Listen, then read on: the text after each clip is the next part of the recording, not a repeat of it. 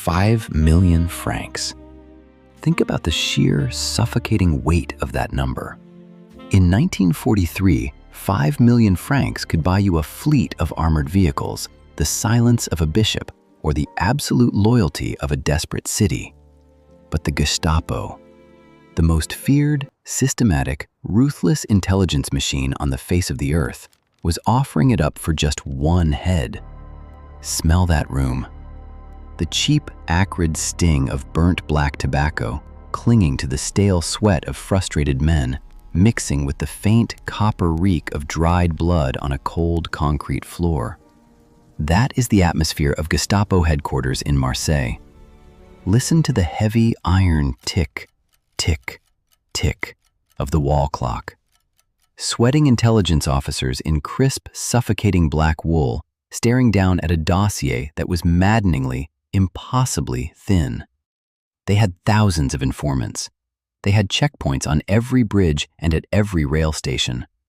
They had the absolute, unchecked authority to kick in any door, to splinter old wood, to drag screaming civilians out by their hair into the freezing, breathless European night. But they were hunting a phantom. They didn't even know her real name. They just called her the White Mouse. She wasn't a frontline soldier.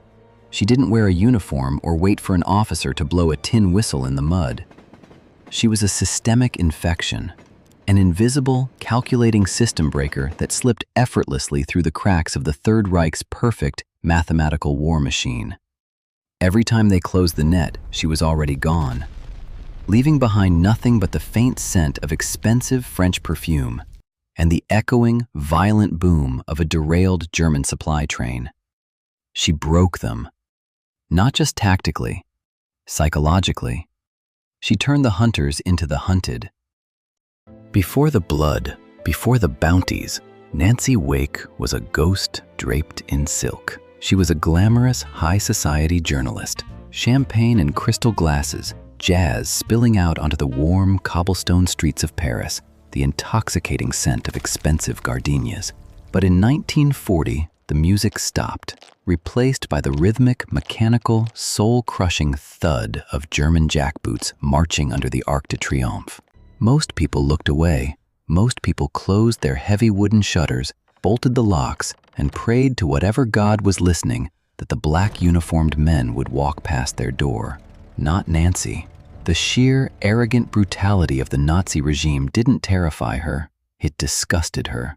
She didn't start her war with high explosives or silenced pistols. She started it in the shadows, with whispered conversations in smoke-filled cafes, with forged ink drying on fake identification papers, with the terrified, erratic breathing of downed British and American pilots hiding in cramped, freezing attics. She became the beating heart of the Pat O'Leary escape network. Imagine the sheer, agonizing psychological weight of that life. Every single second of every single day is a performance. One slip of the tongue, one wrong glance at a checkpoint, one drop of nervous sweat, and you don't just die. You are dragged into the basement of Gestapo headquarters. And they don't just kill you, they strip you of your humanity. They use water, electricity, and raw, agonizing mechanical force to rip the names of your friends from your screaming throat before they finally let your heart stop.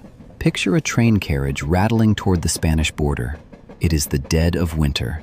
The cabin smells of wet wool, cheap coal smoke, and unwashed bodies. Nancy is sitting across from a terrified 19-year-old Allied pilot who speaks absolutely no French. He is sweating. His eyes are darting. And then, the heavy, sliding door of the compartment violently slams open. 2 SS officers step inside. Their leather coats creak. The silver death's head pins on their lapels catch the dim, flickering overhead light. They ask for papers. The wait is a physical agony. You watch the leather-gloved hand take the forged document. You watch the cold, dead eyes of the officer scan the ink. You hear the heavy, rhythmic clack-clack, clack-clack of the train wheels on the iron tracks. You taste the sharp, metallic tang of pure adrenaline pooling in the back of your throat. You force your breathing to slow. You force a polite, bored, arrogant smile onto your face. You flirt with the man who would gladly put a bullet in your spine if he knew the truth. He hands the paper back. He moves on. You don't breathe until he is 3 carriages away. But that luck, that razor-thin margin of error, it cannot last forever. The Gestapo were not fools. They realized that someone was moving hundreds of men right under their noses. They started tapping phones. They started flipping informants. The noose began to tighten. And this is where the paranoia sets in. This is the reality of the shadow war. You stop sleeping. Every shadow in the alleyway looks like a man in a trench coat. Every sudden silence on the telephone line is a wiretap. The most terrifying sound in the world isn't an air raid siren. It's the heavy, deliberate knock on your front door at 3 in the morning. She shared this suffocating terror with her husband, Henri Fioca, a wealthy French industrialist who loved her so fiercely he financed her entire operation. Henri was her anchor in a world that was rapidly descending into madness. But in the intelligence game, love is not a strength. It is your most glaring, exploitable weakness. By 1943, the Gestapo had her scent. The network was compromised. Friends were disappearing into the night, their screams echoing in the concrete basements of the secret police. The White Mouse was finally cornered. The British intelligence services ordered her out. Run or die. Leaving Henri behind was the hardest thing she ever did. She kissed him goodbye, promising she would return. She made a brutal, grueling escape across the freezing, treacherous peaks of the Pyrenees Mountains, hiding in ditches, freezing in the snow, evading patrols with tracking dogs barking in the freezing mist. She made it to Spain and eventually to London. She left France as a hunted, desperate smuggler, but she wasn't done, not even close. The Gestapo thought they had chased the White Mouse away. They didn't realize they had just given her the time she needed to forge herself into a weapon. She was going to come back, and she was going to bring hell with her. Spring 1944. The deafening, vibrating roar of a Halifax bomber cuts through the freezing night air over central France. The jump door opens. The wind howls, biting into her face like shattered glass. She doesn't hesitate.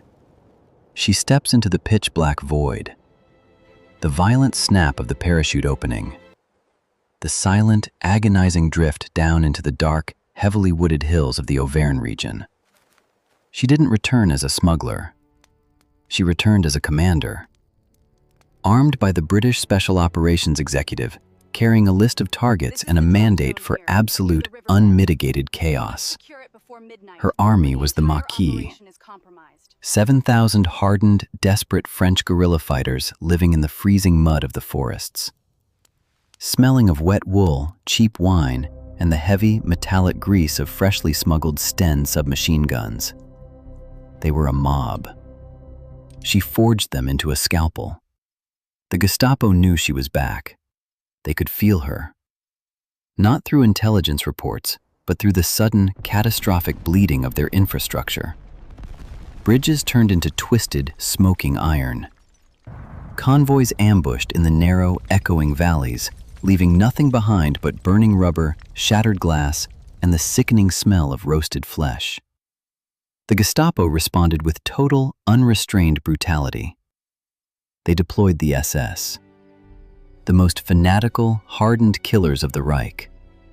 But Nancy didn't hide. She hunted them back. Picture the perimeter of a heavily fortified German garrison in the dead of night. The rain is a cold, relentless drizzle, soaking through canvas uniforms, turning the forest floor into a slick, treacherous sponge. You can smell the wet pine.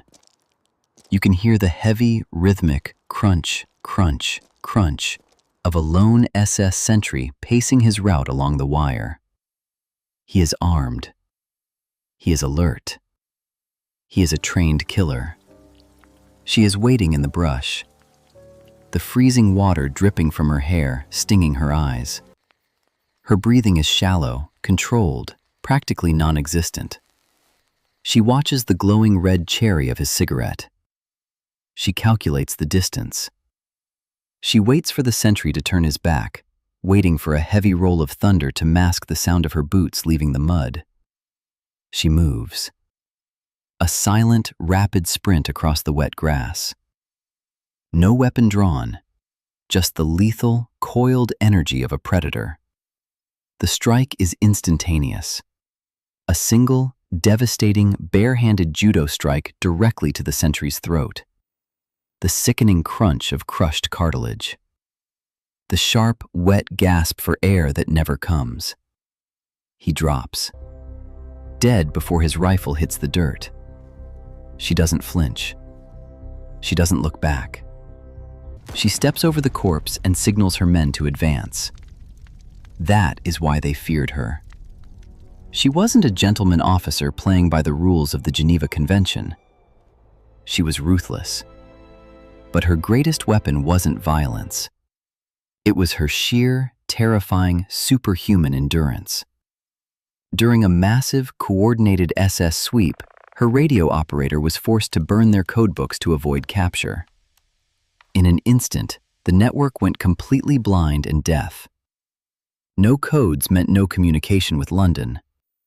No communication meant no supply drops. No supply drops meant 7,000 men would run out of bullets and be slaughtered in the forests. The nearest active radio was over 250 kilometers away. Through territory swarming with SS patrols, Gestapo checkpoints, and armored columns. She didn't ask for a volunteer. She took a bicycle. Imagine that ride. The burning, agonizing fire in her lungs. The blistering of her palms on the metal handlebars. The sharp, dusty wind scorching her throat. Every single mile is a gamble with death. She approaches a German roadblock. The smell of diesel exhaust and hot asphalt. The sharp click of a Mauser rifle bolt being racked. The heavy, suspicious stare of the guards analyzing her face. She doesn't break a sweat.